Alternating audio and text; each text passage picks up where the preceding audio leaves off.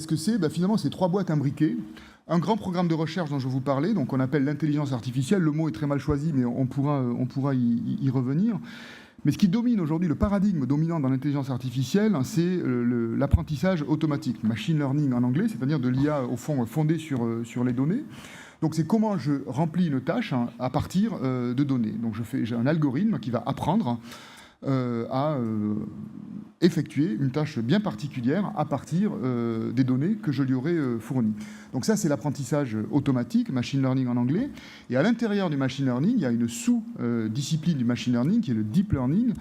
Mais encore une fois, il s'agit d'apprentissage automatique, qui est de l'apprentissage par réseaux neuronaux. Les réseaux neuronaux, c'est pas nouveau, ça, comme je le disais tout à l'heure, ça remonte aux années 50, ça marchait très mal à l'époque, et ça s'est mis à très bien marcher il y a une quinzaine d'années, parce que les technologies ont été là pour les faire fonctionner. Néanmoins, il faut bien garder à l'esprit que les réseaux neuronaux, et en particulier les réseaux neuronaux profonds, fonctionnent bien pour certaines tâches spécifiques, mais pour des tâches qui sont moins gourmandes en données, qui sont plus modestes, il y a d'autres techniques à côté de l'apprentissage profond. L'IA est au cœur de la stratégie du numérique pour l'éducation que nous avons publiée en 2023 pour la période 2023-2027. On a 4 enjeux pour l'IA dans l'école. Le premier enjeu, c'est simplement apprendre ce qu'est l'IA, comment ça marche, quels sont les risques liés à l'IA et comment on peut en tirer parti. L'école a un rôle fondamental là-dedans. Deuxième enjeu, c'est de former des spécialistes dans l'IA, parce que là, c'est un enjeu de souveraineté nationale, européenne. Il faut qu'on arrive à former des garçons et des filles à l'IA.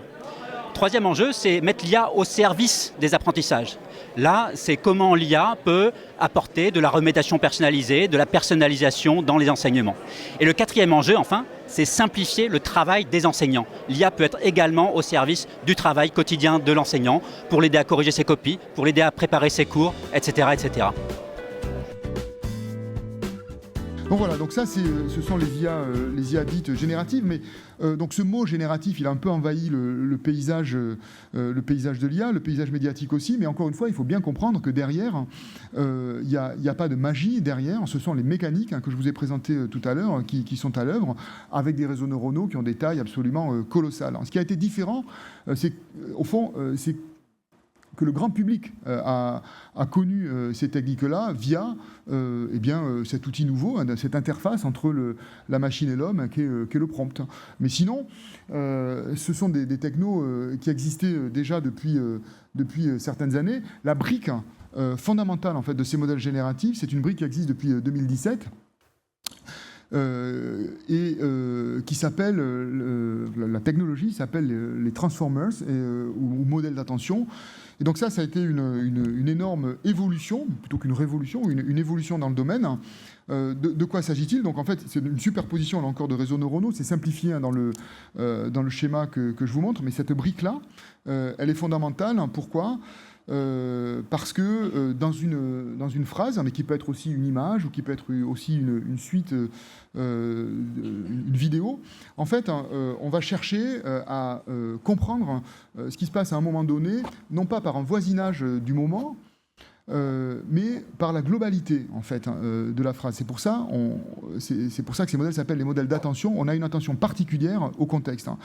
Donc un mot, bien sûr, n'a pas le même sens en fonction du contexte dans lequel il est employé. Donc, cette session 2024 montre une évolution par rapport à la session 2023. Là où en 2023, nous étions à l'ère des pionniers, de montrer des expériences en train de se faire, dès cette année, nous sommes déjà à l'ère des réflexions sur les expériences avec, par exemple, de jeunes thésardes qui sont venus nous présenter des réflexions, déjà des retours, des études d'impact.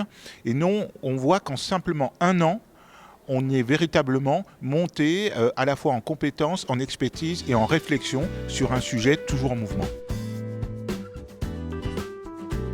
Alors, ce qu'on a voulu montrer avec la diversité de ces exemples, c'est que enseigner l'IA ou enseigner avec l'IA, ça existe déjà. Ça existe déjà à différents niveaux, de l'école primaire jusqu'à la terminale, mais aussi à l'université.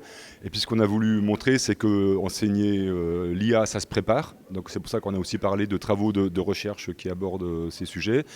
Et puis ce qui était important de montrer aussi, c'est qu'il y a des supports différents, la diversité des supports qui sont utilisés avec des méthodes traditionnelles, avec des débats, avec des systèmes en ligne, avec des robots. Donc voilà, c'est vraiment cette diversité qu'on a voulu illustrer.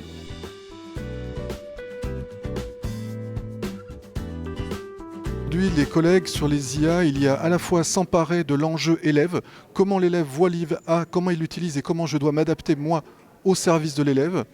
L'enjeu élève en termes d'inclusion. Est-ce que l'IA peut m'aider à adapter mon projet pédagogique au service des élèves, de chacun des élèves ? Un troisième enjeu qui est comment travailler en interdisciplinarité et partager des ressources augmentées par l'IA ou mis, on va dire, à distance au contraire, à travers l'utilisation par exemple de bots collectifs. Et puis il y a aussi la question de s'acculturer à l'IA. Il y a une très grande hétérogénéité en termes de maîtrise des collègues qui commencent à avancer et se servir au quotidien, puis des collègues qui n'y connaissent rien mais qui ont envie. Alors la question de l'IA, elle est posée pour l'ensemble des disciplines scolaires, mais elle se pose de manière accrue pour les langues vivantes pour de nombreuses raisons. L'une des raisons évidentes, c'est que parmi les outils IA les plus connus, il y a les traducteurs en ligne qui changent fondamentalement la donne sur la question du sens que l'on peut donner à l'apprentissage des langues et au plurilinguisme. Le cours du Langue de demain, avec l'assistance proposée par l'IA, est un cours où on va former les élèves fondamentalement à de la médiation interculturelle. C'est-à-dire, comment est-ce que, quand j'ai un texte et que je dois l'adapter pour un autre public, comment est-ce que je l'adapte, comment est-ce que je le transforme ? Accompagner la transformation des gestes professionnels et des compétences des enseignants, ça peut s'articuler autour de 4 points. Le premier, c'est amorcer la confiance et rappeler la professionnalité des enseignants. Le second, c'est la question de la transformation, de la redéfinition, de l'augmentation de ces gestes professionnels enseignants. Le troisième, c'est finalement la formation et l'accompagnement pour des enseignants pleinement agentifs et agiles. Et puis le quatrième, c'est garantir un cadre éthique, juridique et en même temps critique autour des questions concernant l'usage des intelligences artificielles. Je crois qu'il y a une urgence d'acculturation à l'IA partout, évidemment, et surtout dans les territoires. Il y a un risque de très grande inégalité de connaissances, d'accès à cette technologie qui va extrêmement vite dans les usages et dans les développements qu'on ne connaît pas encore. Quand on a vu l'initiative portée par le Conseil national du numérique de développer des cafés IA avec les académies évidemment et avec tous nos partenaires pour mener aux côtés du Conseil national du numérique cette très belle idée, c'est-à-dire rendre l'IA accessible à tous les citoyens par des moments non seulement de formation mais des moments d'échange où on vient partager ses pratiques, on vient apprendre ensemble en étant ensemble, c'est-à-dire en présentiel. Ça peut paraître paradoxal, mais sur ces sujets, il est nécessaire d'échanger, de se parler, de sortir de ces représentations, de confronter ces représentations. Ce campus Numéria, il s'inscrit dans une histoire, celle de faire du pavillon historique et emblématique du Futuroscope un pavillon du numérique pour l'éducation pour accueillir une diversité de publics, à la fois des élèves, beaucoup de scolaires, mais aussi des formateurs, des personnels d'encadrement de l'éducation nationale, des professeurs et bien sûr des familles. Son innovation et sa richesse, ce sont d'abord l'ensemble des partenaires qui se sont réunis pour monter ce projet et qui, de manière complémentaire, vont réussir à lui donner un véritable rayonnement. Réunis pour co-construire des parcours de formation pour les élèves, pour le professeur, mais aussi de sensibilisation pour les familles.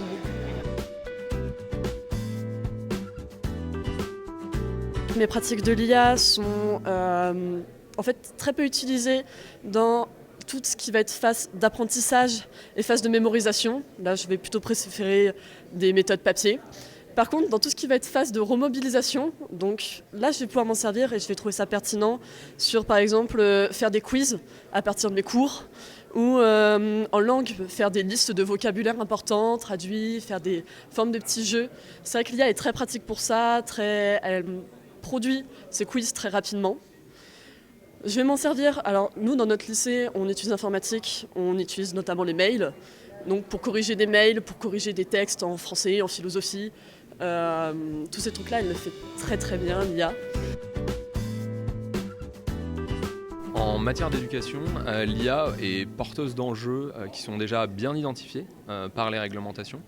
On pense d'abord au RGPD qui protège toutes les données personnelles d'une manière générale, mais en particulier les données des mineurs qui sont porteuses d'enjeux particuliers. On pense évidemment à cet égard aux enjeux de discrimination dans les algorithmes d'affectation, mais plus généralement les enjeux associés aux algorithmes et aux systèmes qui vont évaluer, voire adapter des parcours pédagogiques qui peuvent parfois être lourds de conséquences pour les cursus des élèves en question. Nous sommes à Infine au rendez-vous annuel de formation des cadres. C'est maintenant pour la 3e année consécutive que nous donnons rendez-vous à tous les inspecteurs, les chefs d'établissement, tous les cadres qui le souhaitent de se former à l'IA. Pourquoi ? D'abord pour comprendre la technologie, comment elle fonctionne, pour pouvoir utiliser les outils, plus utiliser les outils, savoir s'en servir à bon escient. Débattre aussi de la façon dont on utilise ces outils, le cadre, quelles sont les connaissances et compétences nécessaires pour utiliser des outils d'IA. Voilà, ce sont des questions dont on a besoin à la fois de débattre, il ne s'agit pas de former de façon descendante, mais de se former ensemble, tous cadres réunis. Néanmoins, depuis que nous organisons Infine, nous voyons que le regard change. Au démarrage, il s'agissait d'exploration, de preuves de concept, d'expérimentation, alors qu'on voit déjà aujourd'hui dans les interventions que les enseignants ont déjà du recul par rapport aux pratiques et aux usages d'IA. Donc c'est vraiment très intéressant. Et si on a ce rendez-vous régulier, on verra vraiment que le regard sur la technologie, le regard aussi sur la façon dont on enseigne avec ces technologies change.